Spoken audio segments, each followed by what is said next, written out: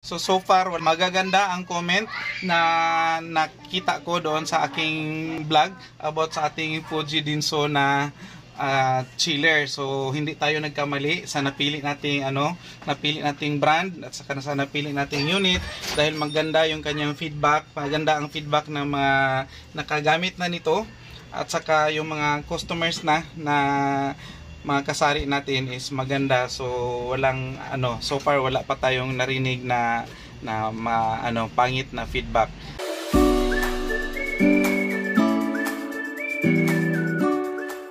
Good morning mga ka-guys, good morning mga kasari. Andito ngayon si Kuya AG guys. Tulad ng na-promise ko sa inyo is mag-update tayo. Papakita ko sa inyo yung part 2 ng aking Fuji Dinso Showcase chiller. Ang part 2 is yung matapos kong i-on yung ating unit. So naka-on na siya guys kanina umaga pagising ko. Supposedly is dapat i-on siya ng mga alauna ng madaling araw, pero tulog si Kuya AJ ng mga oras na yon, kaya minabuti namin na kinabukasan na siya i-on. So naka-on na siya guys kanina mga 6:30 po ng umaga. Naka-on na ang ating unit na Fuji Dinso. Pero bago ako mag-umpisa doon guys sa ating Fuji Dinso, shoutout ko lang si Kasari Evelyn Estrera po. Evelyn Estrera, siguro taga Davao siya kasi nagtanong siya saan daw nabili ni Kuya AJ yung Fuji Dinso na unit. Actually, nasa Ikulan lang po siya sis, Evelyn Estrera. Nasa Ikulan po siya bago makarating sa SM City, Davao. Yun po ang Exatec. Exatec is exclusive distributor po sila ng mga Fuji Dinso freezer, Fuji Dinso chiller at mga Whirlpool na mga appliances. So ito is galing sa kanila, and meron din naman sa ibang mga tindahan tulad ng nasabi ko is merong sa SM, merong sa mga Imperial Plaza, meron sa ibang mga appliance store, pero ang nag-distribute or ang distributor talaga dito sa Davao is si Exatec. Exatec po na company yung nito, exclusive distributor ni Fuji Dinso. Kung nakikita ninyo guys, meron na siyang laman. So balik tayo guys, dahil puto lang dahil may namili. So ang instruction is 10 hours bago siya i-on. So dumating siya kahapon ng 3 o'clock. Kaya nga supposedly is alauna ng madaling araw namin siya pwedeng i-on, pero minabuti namin na ipagpabukas na. So na-on siya kanina 6:30 at saka nagbilang ulit kami ng 5 to 6 hours para malagyan siya. Nilagyan nga namin, pero tulad ng instruction is kailangan konti lang. Kunyari nasa 100% yung laman, kunyari puno ito, ang ilagay lang daw is nasa 30%. So minabuti namin na ito lang muna ang ilagay. Actually malamig na sa loob. Malamig na kahit na naka normal lang yung setting ng kanyang temperature or thermostat. Nasa 4 kasi siya. 4, 5, 6. Nasa kalagitnaan pa lang. Nasa pinakagitna talaga ng thermostat ang kanyang. So ito na ngayon na may laman na. Tapos kung hawakan mo yung mga nasa loob guys is malamig na. So sulit talaga yung sulit ang kanyang lamig kahit na mainit na, kasi ang oras ngayon is nasa na guys, nasa 11:30 na po ng tanghali. So mainit na sa labas. Super init na talaga ng haring araw. Pero yung ating guys, yung ating Fuji Dinso is gumagana ng nasa performance level niya guys, yung ating Fuji Dinso na showcase chiller, dahil malamig na malamig siya.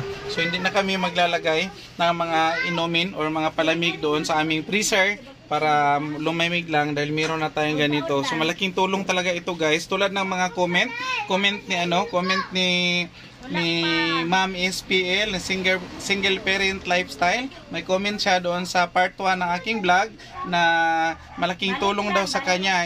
Ilang years na nilang gamit itong Fuji Dinso chiller na to, pero wala pa siyang issue na experience. So malaking tulong at saka maganda talaga daw performance, lalong-lalo na sa mga tindahan na tulad natin sa ating mga kasari. Wala talagang nag-comment doon na may issue sila tungkol sa ating chiller. So far wala pa akong nakitang comment. Magaganda ang comment na nakita ko doon sa aking vlog about sa ating Fuji Dinso na chiller. So hindi tayo nagkamali sa napili nating brand at saka sa napili nating unit dahil maganda yung kanyang feedback. Maganda ang feedback ng mga nakagamit na nito at saka yung mga customers na mga kasari natin is maganda. So walang so far wala pa tayong narinig na pangit na feedback.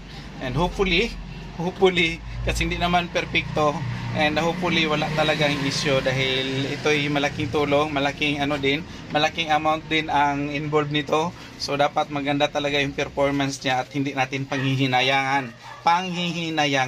So yun lang ang hiling ni Kuya AJ, and tuloy-tuloy na yung ating pagbibenta ng malalamig. And tulad ng sabi ko, is check po ang pag-asenso natin dito dahil hindi na tayo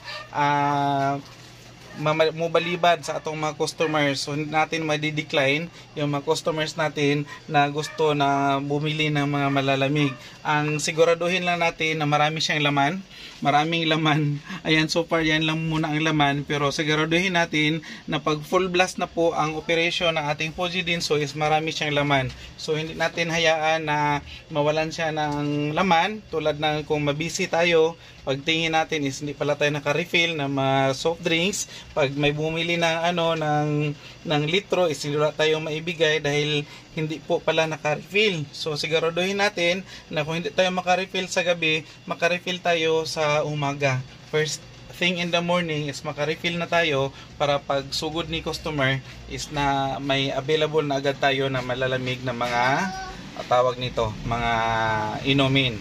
So after nito guys, after na malagyan ito o after na 5 hours is nakapaglagay na kami. So nakapaglagay na kami ng 30%. So mag-aantay tayo muli na mga ilang oras bago natin i-full blast or punuin itong ating chiller. Dahil ang instruction is wag natin biglain yung kanyang compressor at saka yung kanyang freon. So unti-unti, dahan-dahan, saka para ma-attain natin yung kanyang performance level. So konting pasensya lang, konting patient. Anyway, nakapag-antay naman tayo ng ilang taon guys. Pinangarap natin ito bago kami magkaroon ng ganito. Nakaantay kami ng ilang taon. So yung mga oras na lang antayin natin para malagyan natin ito, mapuno, ma-full blast yung kanyang laman. Bakit hindi natin hayaang antayin na lang talaga kung ilang oras siya pwedeng malagyan ng mga puno talaga ng mga laman. So ayan na lang muna guys, update ni Kuya AJ sa ating Fuji Dinso Showcase Chiller. Ito is, uulitin ko, is nasa 14 cubic po ang laki, or ito yung pinakamalaki niya, at ang amount nito is nasa 30,950 ang amount nito. Ayan, so sa mga magtatanong, nasa Davao si Kuya AJ, Davao City po. Sa mga kasari ni Kuya AJ, nasa Davao City. Ang bilihan or ang exclusive distributor ni Fuji Dinso, mga freezer, mga chiller, at kung ano-ano pang mga Fuji Dinso product is nasa Ecoland lang po. Kung dito ka galing sa South is hindi pa makarating sa SM City, Davao. So andyan lang sa may right side ang Exatec ang exclusive distributor ni Fuji Dinso. Ayan po, and that's all for today sa share ni Kuya AJ. And maraming salamat, shout out sa lahat ng ating mga subscribers, lahat ng ating mga kasari na tumangkilik sa part 1 ng aking Fuji Dinso chiller. Ayan po, and that's all for today. Muli ito po si Kuya AJ ninyo na nagsasabi, sabay-sabay tayong matuto, sabay-sabay tayong lumago, and sabay-sabay tayong umasinso. Bye bye! God bless us all guys!